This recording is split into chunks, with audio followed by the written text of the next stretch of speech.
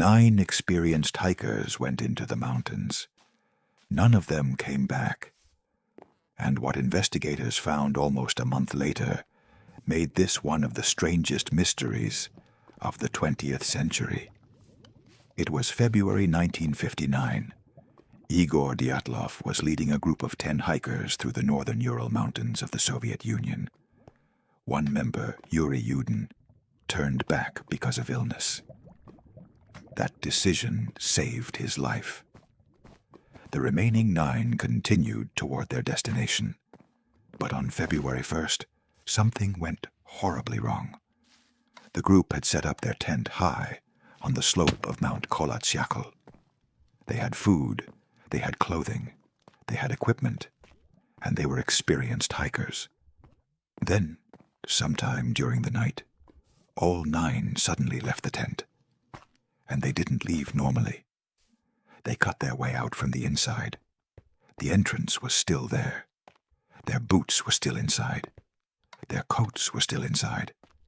Their equipment was still inside. They had essentially abandoned everything they needed to survive. Then they walked downhill into the darkness. And that's where the mystery begins. When rescuers finally found the campsite weeks later, the tent was buried in snow. The bodies were scattered down the mountain and inside a nearby forest. Some had died from hypothermia, but several had suffered horrific injuries. One had major chest trauma. Another had severe head injuries. 2 bodies were missing their eyes.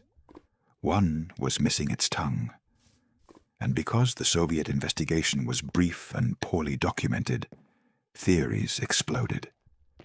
Some blamed an avalanche. Others suspected a military weapons test. There were reports of strange lights in the sky. Some theories involved radiation. Others went much further.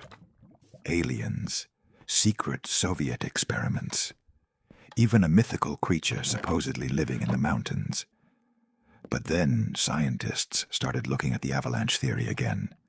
And in 2021, researchers Johann Gaume and Alexander Puzrin published a scientific model proposing something much more specific: a delayed slab avalanche.